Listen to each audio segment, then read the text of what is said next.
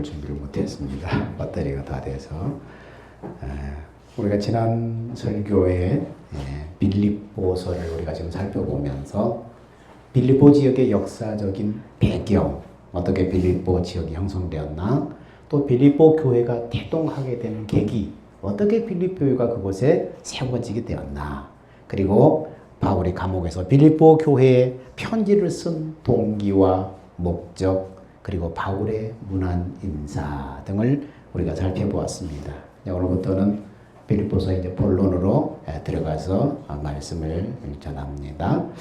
바울은 지금 감옥 안에서 자신이 개척한 빌립보 교회에 대한 안 좋은 두 가지 소식을 듣게 되었습니다. 그 중에 한 가지는 어떤 사람들이 지금 감옥에 있는 바울에 대해서 폄하하고 있다는 그러한 내용입니다.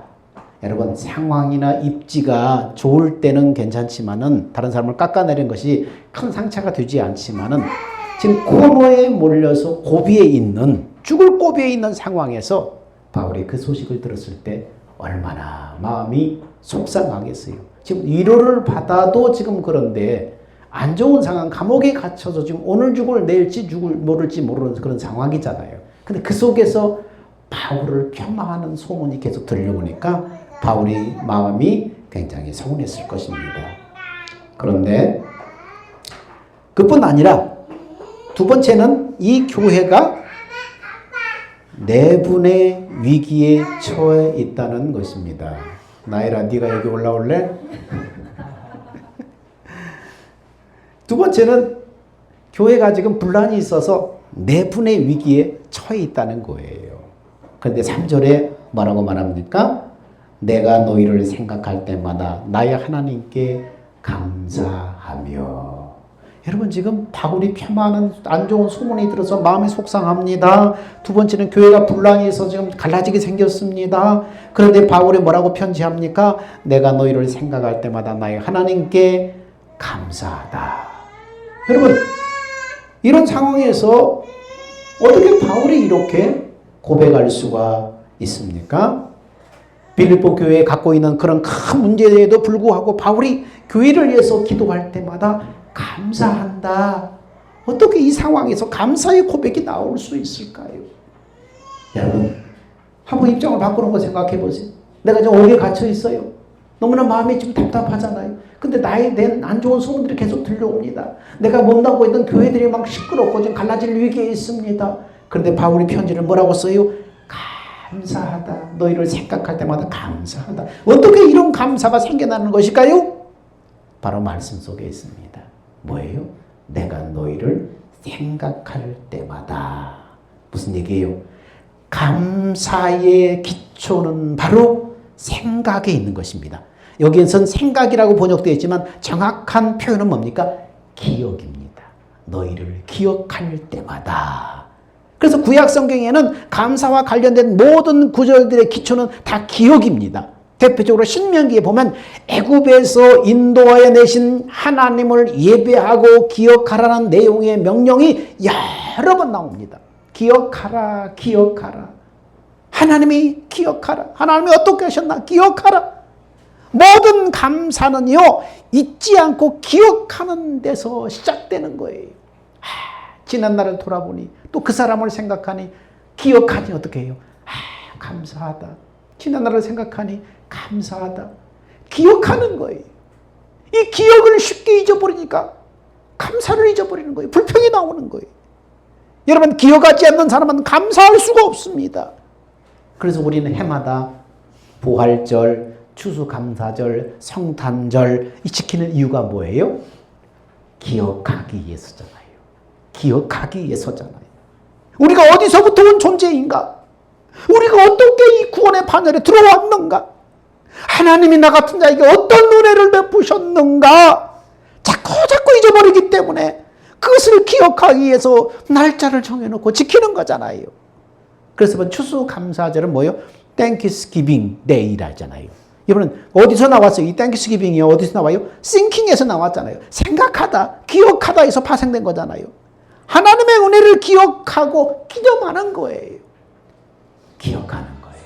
여러분 삶에 어려울 때 힘들 때 뭘 기억해야 돼요? 지난날 하나님이 나한테 어떤 은혜를 베풀어 주셨는가 기억해 보는 거예요. 그래서 우리가 슬럼프에 빠질 때 그것을 회복할 수 있는 방법 중에 하나가 뭐예요? 경건 노트를 쭉 쓰는 거예요. 기쁠 때나 슬플 때나 경건 노트를 쭉 써보면 여러분이 신앙의 슬럼프에 빠졌을 때, 믿음이 약해졌을 때 뭘 보는 거예요? 지난날 하나님이 나한테 어떤 은혜를 베풀어 주셨는가 한번 뒤적어 보면서 기억을 회상하는 거예요. 그러면 그렇구나. 바울이 시편에도 그렇잖아요. 기억하고 하나님의 지난날 어떤 은혜를 베풀어 주셨는가를 기억하고 힘을 얻잖아요. 그렇습니다. 여러분, 은혜를 기억하고 기념하는 거예요. 그래서 바울은 빌립보 교회를 생각할 때마다, 기억할 때마다 여러 가지 교회가 큰 문제들이 있음에도 불구하고 감사하는 마음이 더 크니까 문제들을 압도해버리는 거예요. 이것이 바로 그리스도인들이 교회나 사람들을 대할 때 가져야 될 중요한 여러분 자세입니다. 빌립보 4장을 보면요, 바울은 빌립보 교회에 대한 불쾌한 일들이 있었음을 알 수 있습니다. 성도들이 교회 안에서 싸우고 자신을 폄하하는 일들이 일어났던 것입니다. 그럼에도 바울이 이 교회를 바라볼 때마다 감사한 마음이 좋지 않은 마음을 압도해 버린 것입니다. 그래서 여러분, 우리는 다른 사람과 더불어 살아갈 때 그런 마음의 능력이 필요한 거예요. 다른 힘들게 하는 사람조차도 감사한 마음의 그것을 제압해버릴 수 있는 성숙한 태도, 주님은 우리에게 그런 성품의 열매를 맺기 원하는 거예요. 저런 사람이 왜 나를 끊임없이 괴롭히는가? 직장에서 또 사회 속에서 나와 관계를 맺은 사람 속에서 저 사람이 나를 왜 이렇게 힘들게 하는가? 왜 이런 사람들이 내 옆에 있는가? 그러나도요, 지난날 하나님이 나에게 어떻게 은혜를 베풀어 주셨고 내가 어떻게 하나님의 큰 은혜를 받은 자가 되었는가? 내가 어떻게 구원의 반열 안에 들어오게 되었는가? 지난날 하나님이 나에게 베풀어 주신 은혜를 추억해보면 지금 당장의 어려움들 그걸 뛰어넘어 버릴 수 있다는 거예요. 감사한 마음이 그걸 덮어버릴 수 있다는 거예요. 이것이 바로 바울이 내가 너희를 생각할 때마다 하나님께 감사하며 고백한 비결이 되는 것입니다. 빌립보서 1장 4절에 또 이렇게 얘기합니다. 간구할 때마다 너희 무리를 위하여 기쁨으로 항상 간구함은. 빌립보 교회 성도들을 위해서 간구할 때마다 기쁨으로 항상 간구하게 된다. 여러분, 빌립보서의 별명이 뭐예요? 기쁨의 서신이에요. 빌립보서에 보면 기뻐하라, 기뻐하라, 기뻐하라, 이 기뻐하라는 단어가 많이 등장해요. 그래서 빌립보서의 별명이 기쁨의 편지, 기쁨의 서신입니다. 바울이 평안하고 만족스러운 상황에서 이 편지를 쓴 것이 아니에요. 바울이 지금 어디에서 이 편지를 썼다고요? 감옥 안에서 이 편지를 썼는데 기뻐하라, 기뻐하라. 여러분, 바울이 힘들고 어려운 상황 속에서 빌립보서를 쓴 목적이 뭐예요? 어려운 환경을 극복하고 승리하는 법을 성도들에게 가르쳐 주기 위해요. 내 상황이 힘들고 어렵고 고난 가운데 있을지라도 그 속에서 기뻐할 수 있는 비결, 그것을 가르쳐 주기 위해서 편지를 쓴 것입니다.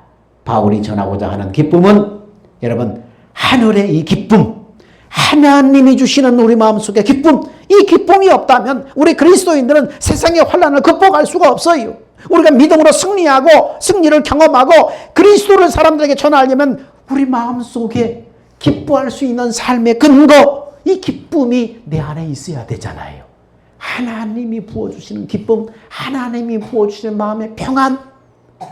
예수 믿는 사람이 세상 사람들처럼 걱정할 때 똑같이 걱정하고 염려할 때 똑같이 염려하고 고민할 때 똑같이 고민하고, 그러면 예수 믿는 거하고 안 믿는 거 뭐가 달라요? 우리 안에 계신 성령님이 걱정, 근심, 염려를 뛰어넘을 수 있도록 우리 마음속에 기쁨을 주시고 평안을 주시고 소망을 주시는 거예요.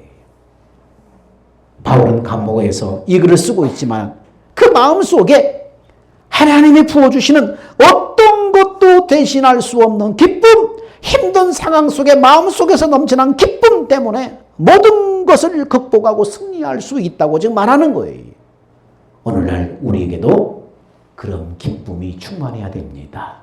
이 기쁨은 바로 우리 안에 오신 예수의 영, 성령님이 우리 마음 가운데 기쁨을 주시고 평안을 허락해 주시고 소망을 부어주시는 것입니다. 그런 의미에서 빌립보서는 세상 모든 사람들에게 쓴 편지가 아니라 예수 믿는 사람을 향해서 쓴 거예요. 그리스도인들의 고난 가운데 어떻게 기쁨을 잃지 않고 소망을 잃지 않고 오히려 세상 사람들에게 기쁜 소식을 전할 수 있는지를 깨닫게 해주고 도전해주는 메시지입니다. 4절에서 볼 수 있는 바울은 너희 무리라는 표현을 자주 사용합니다. 그 이유는 앞에서 언급한 것처럼 빌립보 교회가 자칫하면 교회가 분열이 생겨서 지금 갈라지게 생겼어요. 그런 위험에 처해 있어요. 그런 표현을 통해서 너희 무리, 너희는 하나다, 너희는 성령 공동체로 한 가족이다, 이 사실을 지금 계속 상기시켜 주려고 너희 무리, 너희는 하나다, 너희는 성령 안에서 하나다, 한 몸이다, 이걸 지금 가르쳐 주려고 이런 표현을 쓰는 것입니다. 예수 믿는 사람은, 예수 믿는 교회 공동체에 속한 사람은 예수 안에서 하나인 거예요. 예수님의 생명 안에서 한 몸인 거예요. 여러분, 그 사실을 잊지 않기 위해서 바울은 이 표현을 쓰고 있는 것입니다. 오늘 우리는 예수 안에서 한 생명으로 예수님의 한 몸입니다. 여러분 속에 예수님의 생명이 있기 때문에 주님은 이 공동체의 몸이시고 머리시고 우리는 그 몸에 붙어있는, 예수님의 몸에 붙어있는 지체들인 것입니다. 그래서 예수 안에서 우리는 한 몸인 것입니다. 그 다음에 그렇다면 성도라고 불리는 우리 그리스도인은 도대체 어떤 존재인가? 우리는 성도는 어떤 존재인가? 그리스도인의 정체성에 대해서 얘기합니다. 우리는 이 땅에서 하나님의 자녀로 살아가면서 분명한 정체성을 가지고 있어야 돼요. 내가 누구인가? 분명한 정체성을 가지고 있어야 돼요.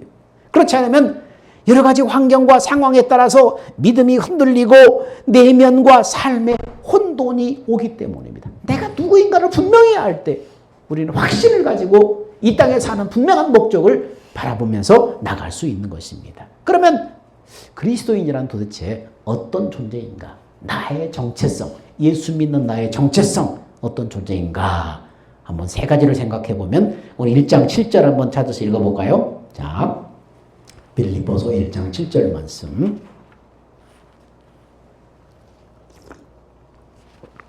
우리 한 목소리 읽겠습니다. 시작.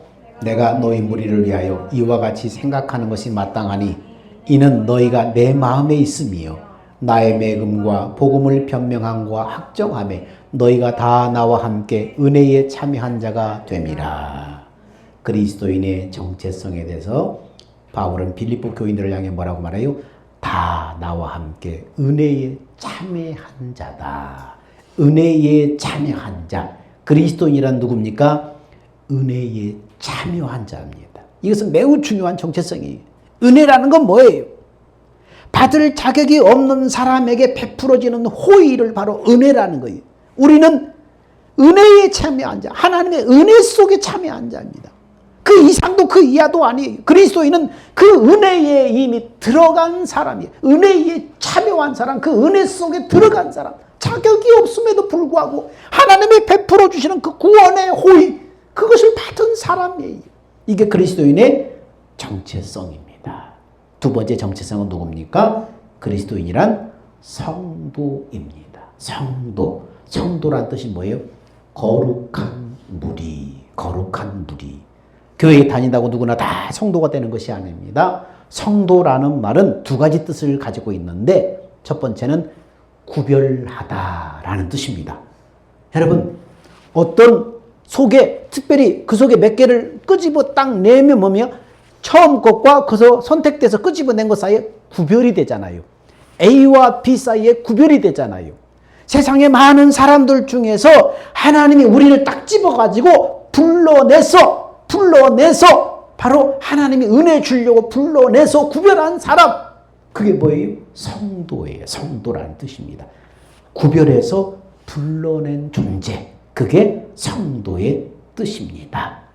멸망받을, 여러분, 하나님의 심판을 받아 멸망할 세상에서 구별해서 불러낸 존재, 그게 성도라는 거예요. 그게 여러분이, 그게 우리예요. 많고 많은 사람들 중에서 아무런 조건 없이 은혜로 불러냈다는 거예요. 너는 잘생겼으니까 나오고, 너는 이쁘니까 나오고, 너는 똑똑하니까 나오고, 이런 게 아니에요. 아무런 조건 없이 그냥 하나님이 저 사람한테 은혜를 줘야 되겠다 조건 없이 불러내서 하나님의 구별된 자로 삼아 주셨다는 거예요. 그래서 교회 안에 들어온 사람은 여러분 그런 하나님이 구별하지 않았는데 우리가 우리끼리 구별하면 되겠어요? 안 되는 거예요. 그 사람이 어떤 형편이든 생김새가 어떻든 지식이 어떻든 가진 재산이 어떻든 여러분 빈부귀천을 막론하고 교회 안에서는 구별할 수 없는 거예요. 하나님이 구별하지 않았는데 세상으로부터 구별해서 끄집어내서 은혜 주려고 작정했는데 그래서 성도는 여러분 하나님의 은혜로 구별된 존재이다. 그러면 하나님의 어디다 쓰려고 이렇게 불러내셨을까요? 하나님의 세상에 많은 사람들 중에서 특별히 집어내서 이걸 구별해서 은혜를 부어주셨는데 그럼 어디다 쓰려고 이렇게 불러내셨을까요? 하나님 나라의 일꾼으로 쓰시고 그 영광을 누리게 하려고 부르신 것입니다. 하나님의 나라를 위한 일꾼으로 쓰시고 그 일꾼으로 쓰면서 하나님의 영광을 누리게 하려고 우리로 하여금 하나님의 그 은혜와 영광을 누리게 하려고 우리를 불러내신 거예요. 세상에 많고 많은 만민들 중에서 불러내신 거예요. 여러분 예수 믿는 게 여러분이 결심한다고 예수 믿어지는 게 아니잖아요. 잘나고 똑똑하고 정말 이 스마트한 사람들 예수 믿으려고 아무리 예수 믿으려고 전도를 해도 안 믿어요. 금방 복음의 원리를 설명하고 하나님의 말씀을 전하면 그냥 이해하고 아 그렇구나 그렇네 하면서 금방 예수를 믿을 것 같은데 절대로 안 믿어요. 얼마나 한 영혼이 구원하러 들어온다는 게 어려운지 전도를 해보면 알아요. 근데 예수를 흔쾌히 믿고 와서 하나님을 의뢰하고 믿음으로 산다는 것이 아 하나님의 은혜구나. 은혜 아니면 될 수 없구나. 그것을 우리 전도를 해보면 알 수 있습니다. 이렇게 하나님께서는 빌립보서 1장 1절에서 그렇게 선언합니다. 모든 성도라고 변합니다. 모든 성도는 주 안에서 형제요 자매요 평등하다 이렇게 말하는 것입니다. 그런데 오늘날 개신교회는 직분을 위시해서 계급화 분위기가 적지 않게 형성되고 있습니다. 그런데 직분은 신분을 나타내는 게 아니에요. 하나님이 구별하지 않고 하나님이 이렇게 차등을 두지 않는데 교회 안에서 우리끼리 뭐 하는 거예요? 교회가 커질수록 직분을 하나의 신분을 나타내는 것처럼 그렇게 행세를 하는 거예요. 하나님이 각자의 재능을 따라서 교회를 섬기라고 주님의 몸인 이 교회를 섬기라고 주신 직책이 직분인데 직분을 마치 신분처럼 그렇게 생각하는 거예요. 여러분 장로, 권사 투표를 해서 될 수도 있고 안 될 수도 있어요. 교회가 크면 교회를 위해서 봉사하는 사람의 수고를 일일이 다 못 알아볼 수도 있어요. 그런데 교회 오래 다닌 사람들 사이에 뭐라고 얘기합니까? 적어도 권사는 돼야지. 여태 그 집사밖에 못하고 있어? 이게 뭐하고 있는 거예요? 우리의 생각이 자신도 모르게 지금 세속화되어 있는 거예요. 무슨 이게 하나의 계급인 것처럼 교회 안에 스며들어 있는 세상적인 계급의 질서의식 이건 세속적인 세상적인 질서의식이에요. 계급의식이에요. 이걸 벗어버려야 돼. 이런 걸 과감하게 뿌리 뽑아버려야 돼요. 교회는 그런 것이 아니에요. 각자의 재능 따라서 섬기는 거예요. 각자의 재능 따라서 교회를 주님의 몸인 교회를 바로 세우기 위해서 섬기는 것이 바로 직분인 것입니다. 그래서 모든 성도는 바로 주 안에서 형제요 자매요 다 똑같다. 똑같다. 그렇게 말씀을 하는 것입니다. 목사도 재능에 따라서 말씀을 전하는 거예요. 또 여러분 집사님도 자기 직분에 따라서 그 일을 하는 거예요. 우리 교회 나온 지 얼마 되지도 않고 들락날락거리는 우리 변 총무님이 있는데 저 고시텔에 설비하는 그 일들을 잘해. 젊을 때부터 칵 해가지고 막 집도 짓고 설비를 했기 때문에 뚝딱뚝딱 막 교회를 이것저것 잘 만지고 고쳐요. 근데 내가 하려고 그러면 어떻게 해요? 그것을 교회 안에서 뭔가를 하나의 문제를 만들고 뭘 하나 바닥을 깔거나 뭐 배관을 하려고 그러면 막 인터넷을 보면 연구를 해야 돼. 일주일 내내 연구를 해야만 겨우 알 수 있어요. 근데 그 총무님이 와서 뚝딱뚝딱 이거 연결하고 이렇게 배관 이렇게 하면 돼요. 금방 뚝딱뚝딱 하루만 해치고 가버리는 거예요. 뭡니까? 각자의 재능에 따라서 할 일들이 다 있는 거예요. 내가 가서 도배를 하고 뭐 교회를 고치고 뭐 지붕을 수리하고 할 수는 없어요. 각자의 재능에 따라서 하는 거예요. 그렇습니다.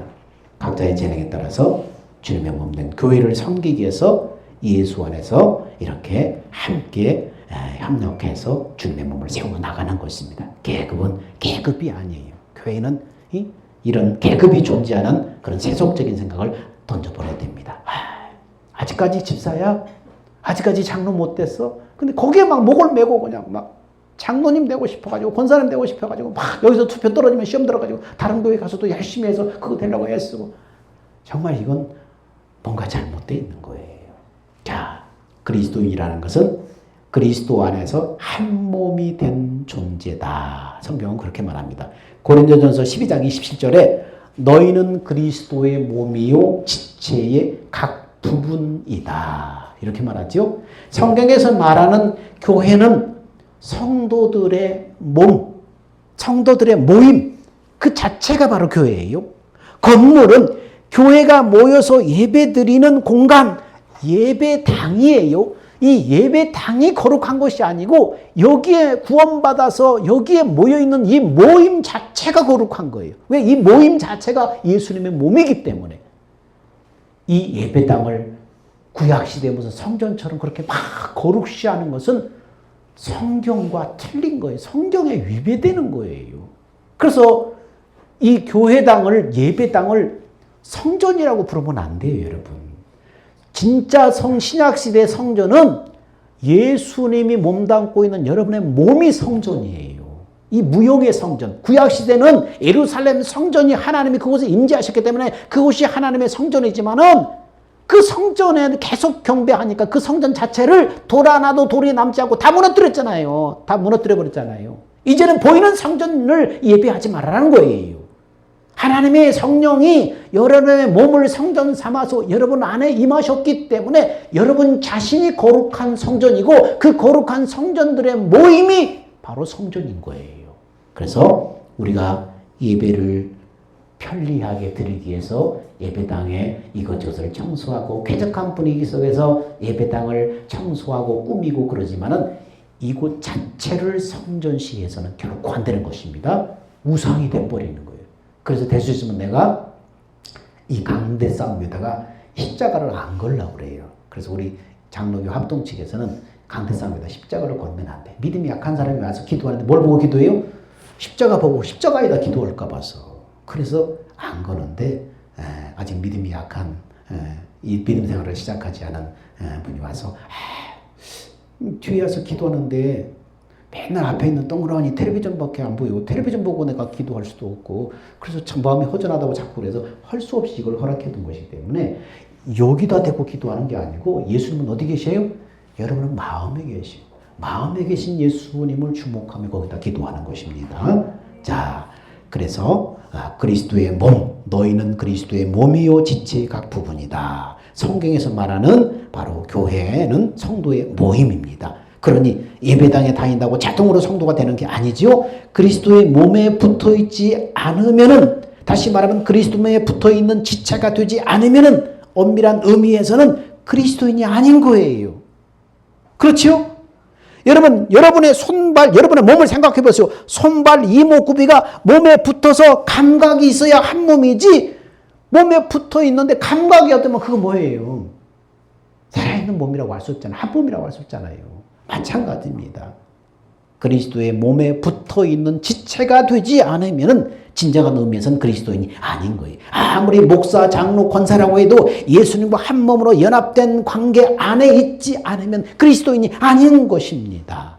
그래서 예수 믿고 하나님의 영이 임해서 내 안에 하나님이 계시고 이렇게 하나님이 다 영으로 임하신 성도들의 모임이 바로 예수님의 몸이구나.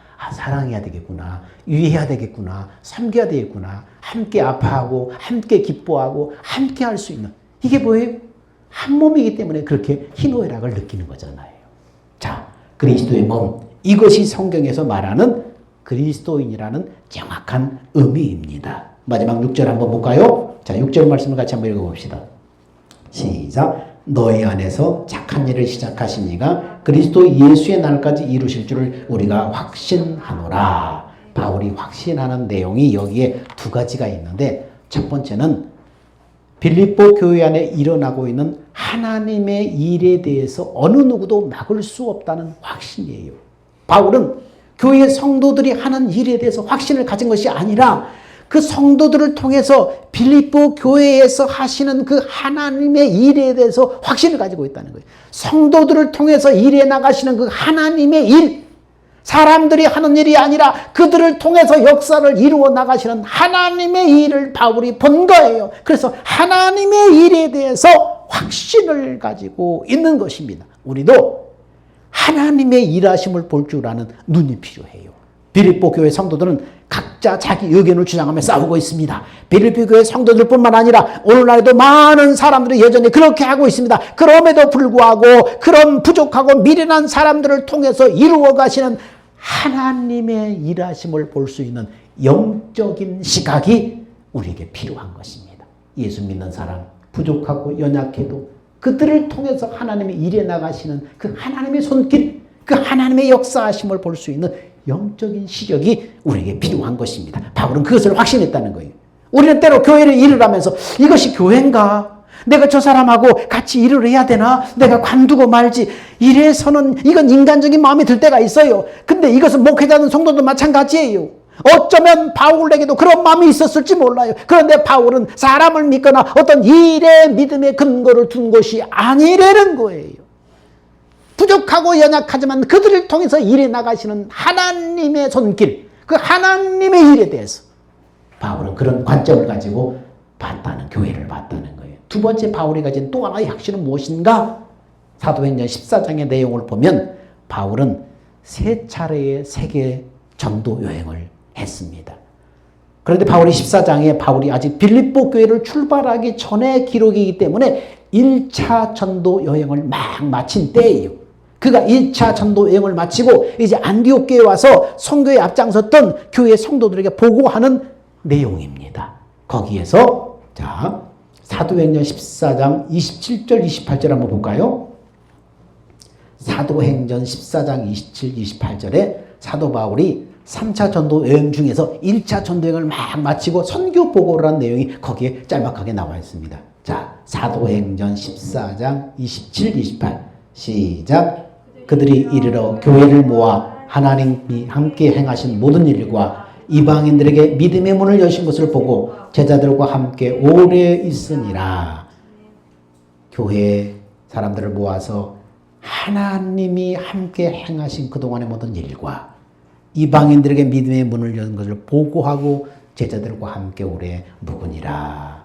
사람들이 말할 때 그 사람이 선택하는 단어는 그 사람의 성향과 영적인 인격의 성숙도를 보여줍니다. 어떤 말씨를 쓰는가에 따라서 그 사람의 성향, 그 사람의 영적인 인격, 그것을 보여주는 것입니다. 그래서 우리가 말을 잘 선택해서 써야 됩니다. 여기서 바울이 말하는 것을 보면요, 바울이 1차 선교여행 때 자신이 겪은 모든 고난과 어려움들이 얼마나 많았습니까? 죽을 고비가 얼마나 많았습니까? 얼마나 사람들에게 어려운 일을 많이 당하고 죽을 위험을 많이 당하고 고생을 하고 굶주리고 그랬습니까? 근데 바울이 뭐라고 해요? 그 모든 것을 압축해서 한마디만 하고 지나가 버립니다. 뭐라고 그래요? 하나님이 함께 행하신 모든 일이라고 짧게 압축해서 이야기해버리고 지납니다. 여러분, 우리는 여기서 배워야 돼요. 우리는 교회를 할 때 사람들에게 지나치게 많은 영광을 돌리는 경향이 있어요. 교회 안에서 어떤 일을 하든 하나님 외에는 어느 누구도 자신을 자랑하거나 내세워서는 안 되는 거예요. 바울 같은 위대한 사람도 수많은 우여곡절과 죽음의 이유를 겪었는데 얼마나 장황하게 얘기할 수도 있어요. 그런데 한마디 딱 하잖아요. 하나님이 함께 행하신 모든 일들, 이렇게 딱 짤막하게 고백하고 있잖아요. 여러분, 바울이 하나님이 함께 행하신 모든 일과 같은 그런 맥락으로 빌립보서 1장 6절, 오늘 본문 1장 1절에 뭐라고 말해요? 너희 안에서 착한 일을 시작하신 이가, 같은 맥락으로 이렇게 너희 안에 착한 일을 시작하신 이가, 이렇게 말하고 있습니다. 여러분, 빌립보서에 너희 안에서 착한 일을 시작하시니가 이 착한 일이란 뭘까요? 빌립보 교회 설립을 말하는 거예요. 교회 설립. 너희 안에 착한 일을 시작하시니가 빌립보 교회 설립을 말하는 거예요. 빌립보 교회가 어떻게 탄생하게 됐어요? 바울이 강가에서 한 무리의 여성들을 만나서 그들에게 복음을 전하고 빌립보 교회를 설립하게 되었던 것입니다. 그 위대한 일의 시작을 말하면서 자신이 그동안 애쓴 것에서 전혀 언급하지 않고 어떻게 말해요? 하나님이 시작하셨다고 딱 한마디 말하는 거예요. 그 일 하나님이 하셨다고 하는 거예요. 내가 그 일을 위해서 얼마나 고생하고 얼마나 노력을 하고 얼마나 수고를 하고 얼마나 애썼는지 정확하게 얘기하지 않고 하나님이 하셨다. 하나님이 하셨다. 너희 안에 착한 일을 시작하시니 하나님이 하셨다. 고백하는 거예요. 바울은 얼마든지 이렇게 말할 수 있어요. 내가 원래는 아시아로 가려고 했는데 예수의 영이 나에게 환상을 보여주셔서 이런 일을 했다. 우리 같으면 자신의 영적인 능력에 대해서 환상을 보고 꿈을 꾼 거에 대해서 막 장황하게 얘기할지 몰라요. 그것은 우리 안에 있는 교만의 뿌리가 뿌리째 뽑혀지지 않았다는 증거예요. 얼마든지 그런 장황하게 내가 얼마나 영적으로 신비하고 얼마나 하나님 나한테 은총을 부어주셨는지 막 자랑할 수 있어요. 자신 높여줄 수 있어요. 근데 바울은 그런 얘기 하나도 안 해요. 모든 거 하나님이 하셨다. 환상을 우리가 보는 거예요? 아니에요. 하나님이 보여주셔야 보는 거예요. 꿈도 우리가 꾸는 게예요? 아니에요. 하나님이 꾸게 하셔야 꾸는 거예요. 그러면 내가 한 것은 아무것도 없잖아요. 근데 뭔 자랑을 해요? 요셉에게 하나님이 꿈을 2번 보여주셨는데 2라는 숫자는 확실하다는 뜻입니다. 하나님이 그 꿈을 통해서 요셉의 미래를 보여주셨다는 것은 무슨 말합니까? 네 인생은 네가 만들어가는 것이 아니라 내가 인도하는 인생이다. 이런 의미를 내포하고 있는 거예요. 네 인생 네가 만들어가는 것이 아니라 내가 네 인생 만들어가는 거다. 이런 의미를 앞으로 요셉의 인생을 그렇게 만들 것이라고 지금 하나님이 꿈을 통해서 메시지를 주신 거예요. 여러분, 이 바울은 이 2가지 확신, 하나님의 일에 대해서 하나님이 우리 연약하고 부족한 우리를 통해서 하나님의 일에 나가신다. 그러므로 뭐예요? 사람 의지하지 말아라. 어떤 일의 성과, 일 그거 의지하지 말아라. 너희를 통해서 하나님이 하신다. 하나님이 하셨다. 그리고 뭐예요? 너희 안에 착한 일을 시작하시니가 그리스도 예수의 날까지 이루실 줄을 확신한다. 하나님이 하신다. 하나님이 하신다. 마지막으로 6절의 끝부분에 바울은 그리스도 예수의 날까지 이루실 줄을 확신하노라. 이렇게 말합니다. 여러분, 모든 일은 그리스도의 영광스러운 마지막 날에 초점을 맞추고 있습니다. 그리스도 예수의 날. 거기에 초점이 맞춰 있어요. 그 날까지 우리 안에서 착한 일을 시작하신 하나님이 예수의 날까지 완성하실 것을 내가 확신한다. 모든 일의 초점은 마지막 날에 초점이 맞춰 있어요. 신랑 되신 예수 그리스도가 재림하시면서 먼저 간 성도들을 부활시켜서 데리고 오시면서 그때까지 살아있는 성도 중에서 신부된 성도들의 이름이 들려질 때에 호련히 우리 몸이 공중으로 휴거하게 되는 것입니다. 신랑 되신 그리스도께서 신부된 성도들을 공중의 혼인잔치에 데려가시려고 데리러 오시는 거예요. 그날 휴거해서 그리스도의 혼인잔치에 들어가고 혼인잔치가 끝나면 천년왕국으로 들어가는 거예요. 우리의 믿음의 삶은 뭐예요? 그날을 성공시키기 위해서 이 땅에서 살아가는 거예요. 그날을 성공시키기 위해서 이 땅에서 믿음의 삶을 살아가는 거예요. 말씀을 믿고 성령의 인도를 따라서 한 걸음 한 걸음 그날을 성공시켜서 살아가는 거예요. 감사할 수 있는 마음의 능력. 뭐라고요? 지난 은혜를 기억하라.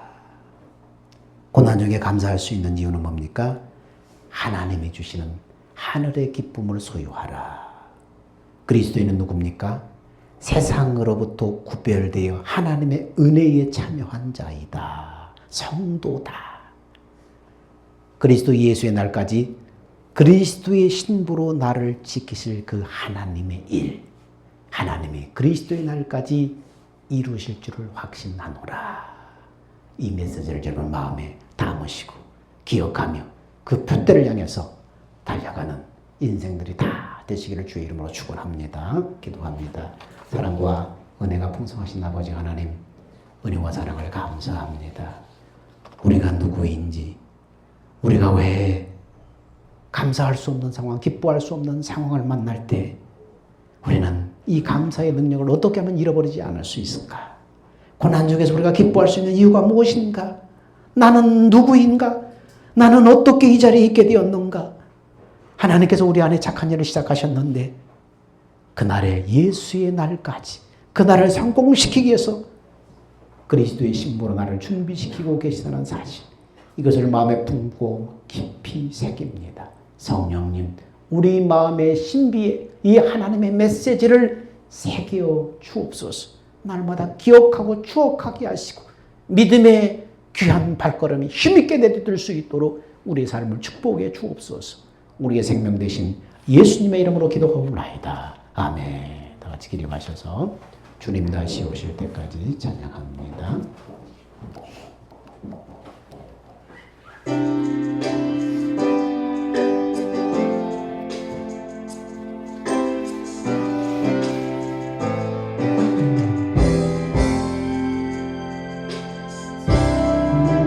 다시 오실 때까지 가는 이 길을 가리라.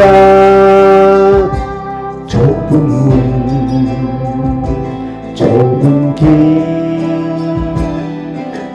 나의 십자가 지고 나의 가는 이 길 끝에서 나는 주님을 보리라. 영광의 내 주님 나를 맞아주시리. 주님 다시 오실 때까지 나는 일어나 달려가리라. 주의 영광 온 땅 높을 때 나는 일어나 노래하리. 내 사모하는 전에 온 세상 구주시로 내 사모하는 전에 영광의 왕이시로. 이제는 우리 주 예수 그리스도의 은혜와 하나님의 사랑하심과 성령님 우리 마음에 내주하시고 인도하시는 그 은혜가 그리스도 이 예수의 날까지 우리를 완성시키실 그 하나님의 손길을 바라보며 믿음으로 감사하며 신앙의 걸음을 걸어가기를 원하는 사랑하는 성도들의 그 믿음 위에 이제부터 영원 무궁토록 함께 있을지어다. 아멘.